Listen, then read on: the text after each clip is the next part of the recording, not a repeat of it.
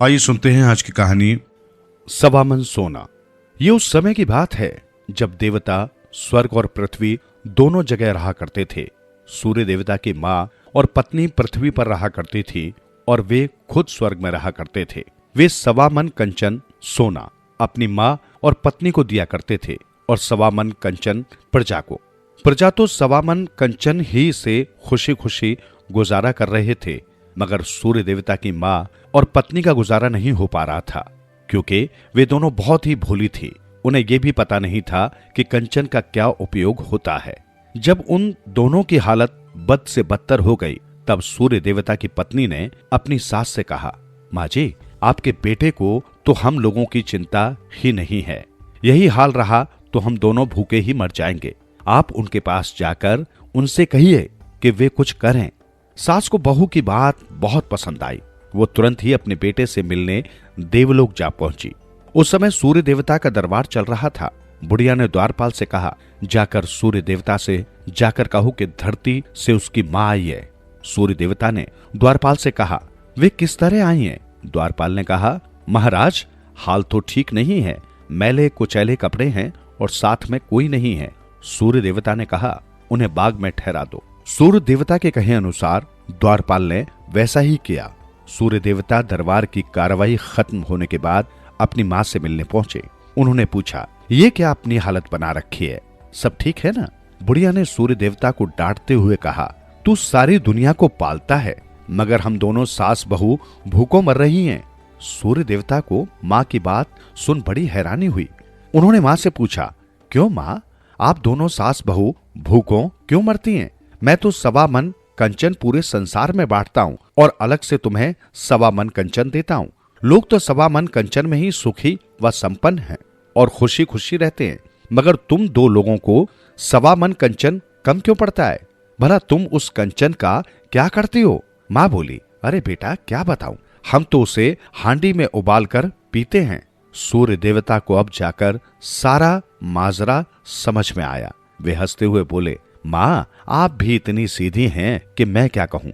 भला कंचन भी कोई उबालकर पीने की चीज है। उसे आप बाजार में बेचकर अपने जरूरत की मनचाही चीजें ले आएं।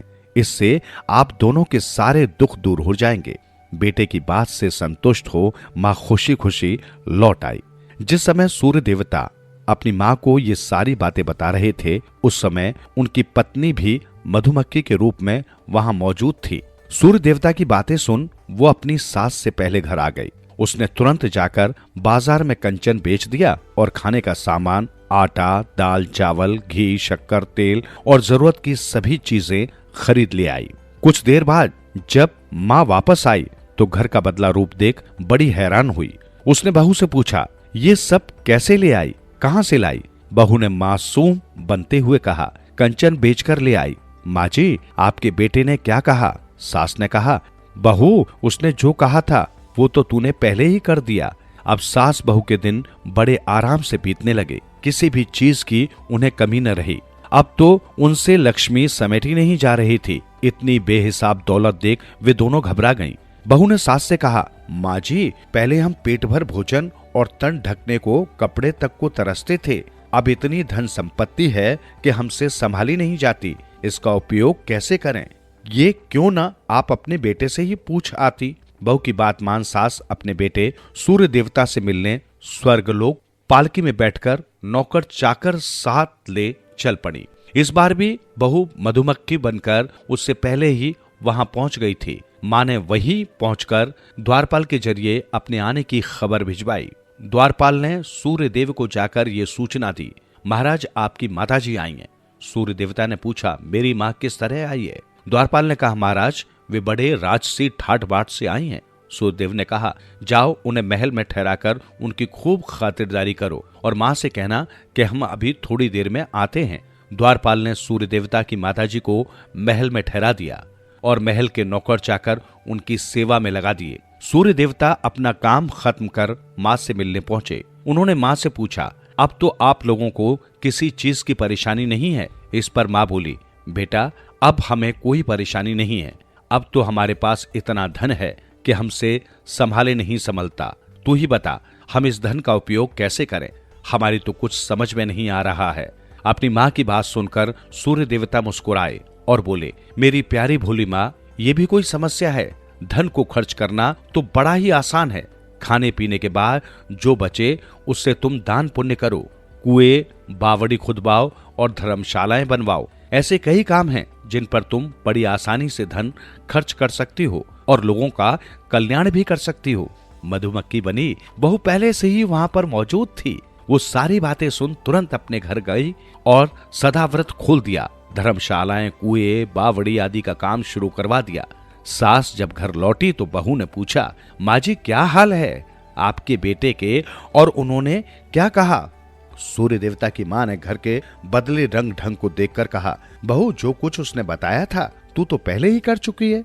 काफी समय से घर की कोई खोज खबर न मिलने के कारण सूर्य देवता को माँ और पत्नी की बड़ी चिंता हुई। उन्होंने सोचा कि चलो खुद ही चलकर उनकी खोज खबर ली जाए। साधु का भेष धारण कर अपने घर पहुंचे। दरवाजे पर खड़े हो आवाज लगाई, हर हर महादेव। आवाज सुनकर सूर्य देवता की माँ भिक्षा देने के लिए अन्न लेकर आई। साधु बोला, माई हम अन्न का क्या करेंगे? हम तो आज आपके यहाँ ही भोजन करेंगे। अगर हमें भोजन नहीं कराया तो हम शाप दे देंगे। शाप के नाम पर सूर्य देवता की माँ घबरा गई और विनती करते हुए बोली, महाराज शाप मत दीजिए, मैं आपको भोजन जरूर कराऊंगी। इस पर साधु बोला, माई भोजन तो हम एक ही शर्त पर करेंगे, भोजन तुम्हारी बहू बनाएगी तभी हम ग्रहण करेंगे। बूढ़ी माँ बोली, महाराज जैसा आप कह रहे हैं वैसा ही होगा। उसके कहने पर बहू ने 36 तरह के पकवान बनाए और 32 तरह की साग सब्जी बनाई। जब खाना तैयार हो गया तब माँ साधु को बुलाने गई। साधु ने फिर एक शर्त रखी। वो बोला, हम तो उसी चौकी पर बैठेंगे जिस पर आपका बेटा बैठता है, खाना भी उसी थाली में खाएंगे जिसमें आपका बेटा खाता है, और हम जब तक भोजन करेंगे तब तक आपकी बहू हमें पंखा झालेगी। अगर आपको ये मंजूर हो तो ठीक है, वरना मैं अभी शाप देता हूँ। सूर्य देवता की माँ शाप के नाम से ही कांपते हुए बोली, महाराज रुक जाइए, मैं अभी अपनी बहू से पूछकर आती हूँ। सास ने बहू से पूछा, बेटी वो अड़ियल साधु है, पर अब क्या करे? वो जिद करके बैठा है कि तू ही पंखा झालेगी तब वो खाना खाएगा, नहीं तो शाप दे देगा। बहू ने सास से कहा, माँ जी मैं क्या बोलूं, जैसा आप कहें मैं वैसा ही करने को तैयार हूँ। शाप के डर से बुढ़िया ने जिस चौकी पर बैठकर उसका बेटा भोजन करता था वहीं उसके आगे रख दी। खाना भी उसी थाली में परोसा गया जिसमें उसका बेटा भोजन करता था। साधु महाराज खाना खाने बैठे तो बहू पंखा झालने लगी। साधु जब भोजन कर चुका तब बुढ़िया मन ही मन सोचने लगी, चलो इस सनकी साधु महाराज से पीछा छूटा। मगर बुढ़िया की ये खुशी कुछ ही पल में धरी रह गई। साधु महाराज ने फिर एक नया शगुफा छोड़ा। वो बोले, माई हमें भोजन करने के पश्चात विश्राम करने की आदत है। अब हम यहीं सोएंगे उसी पलंग पर जिस पर आपका बेटा सोता है, और आपकी बहू हमारे पांव दबाएगी। अगर ये मंजूर है तो ठीक है, वरना। बीच में ही माँ बोल उठी, महाराज मैं बहू से पूछती हूँ, आप शाप मत दीजिएगा। भागी भागी बहू के पास पहुंची और सारी बातें बताई। बेटी अब इस अड़ियल साधु ने तो हद ही कर दी। वो उसी पलंग पर सोना चाहता है जिस पर मेरा बेटा सोता है, और तू उसके पैर दबाएगी, ये भी उसकी जिद है। अब क्या करूं? अगर इसकी बात नहीं मानती हूं तो ये हमें शाप दे देगा। अब तू ही कोई रास्ता निकाल। बहू कुछ सोचकर बोली, माँ जी मेरी तो कुछ समझ में नहीं आ रहा है, आप जैसा कहें मैं वैसा करने को तैयार हूँ। सूर्य देवता जिस पलंग पर सोते थे वो पलंग तुरंत सजाया गया। साधु महाराज उस पर लेट गए। बहू उनके पैर दबाने लगी। तभी 6 महीने की रात हो गई। संसार में त्राही त्राही मच गई। ये सब देख सूर्य देवता की माँ समझ गई, साधु के रूप में उसका बेटा ही घर आया है। उसने बेटे से कहा, बेटा तू इतने वर्षों बाद घर आया भी तो इस तरह छिपकर क्यों आया? मैं तो तुझे जी भर देख भी नहीं पाई। बेटा मेरा मन तो चाहता है कि कुछ समय और तू मेरे पास रहे, लेकिन क्या करूं? देख इस संसार में तेरे बिना कैसा हाहाकार मचा हुआ है। जा बेटा तू अपना कामकाज संभाल। सूर्य देवता माँ से आज्ञा ले वापस स्वर्गलोक आ गए। पहले की भांति संसार के कामकाज होने लगे। इधर सूर्य देवता की पत्नी ने 9 माह बाद एक सुंदर और तेजस्वी पुत्र को जन्म दिया। वो बच्चा समय के साथ बड़ा होता रहा। एक दिन सूर्य देवता का बेटा अपने दोस्तों के साथ गुल्ली डंडा खेल रहा था। खेलते खेलते बच्चे आपस में झगड़ पड़े। उसने झगड़ा शांत कराने की वजह से अपने बाप की कसम खाई। ये सुन उसके साथियों ने उसे ताना मारते हुए कहा, अरे क्या तूने अपने बाप को कभी देखा है? तेरा बाप तो है ही नहीं, तू तो बगैर बाप का है। जा घर जाके पूछ कि तेरा पिता कहाँ है, तभी हमारी बात पर तुझे यकीन होगा। लड़का रोता हुआ घर आया तो दादी ने पूछा, बेटा तू क्यों रो रहा है? क्या किसी से तुम्हारा झगड़ा हो गया है? लड़का कुछ न बोला और सीधा माँ के पास जाकर सारी घटना कह सुनाई और पूछा, माँ क्या मैं बिना बाप का हूँ? क्या मेरे पिता नहीं है? माँ ने उसे बहुत समझाया पर वो नहीं माना। लड़के का हठ देख दादी ने सूर्य की ओर संकेत करते हुए बताया, तेरा पिता को तो बेटा सारी दुनिया जानती है। अगर तेरे पिता ना हो तो सारा संसार अंधकार में डूब जाएगा। मगर वो बोला, मैं आप लोगों की इन बातों में आने वाला नहीं हूँ, मुझे मेरे असली पिता के बारे में बताएं। इस तरह बच्चे को जिद करते देख दादी ने कहा, चल बेटा आज मैं तुझे सचमुच तेरे पिता के पास ले चलती हूँ। बड़े ठाठ बाट से नौकर चाकरों को साथ ले पालकी में बैठकर दादी पोते देवलोक पहुंचे। सूर्य देवता की मां ने अपने और बच्चे की आने की खबर द्वारपाल द्वारा सूर्य देवता तक पहुंचाई। द्वारपाल ने जाकर कहा, महाराज आपकी माताजी एक बच्चे के साथ आई हैं। वो बच्चा बहुत रो रहा है। मां ने आपको जल्दी आने के लिए कहा है। सूर्य देवता ने बच्चे के बारे में सुना तो वे जल्दी जल्दी अपने सारे काम निपटाकर महल में पहुंचे। उनको देखते ही दादी ने पोते से कहा, बेटा यही तेरा पिता हैं। सूर्य देवता ने अपने बेटे को छाती से लगा लिया, उसे खूब प्यार किया।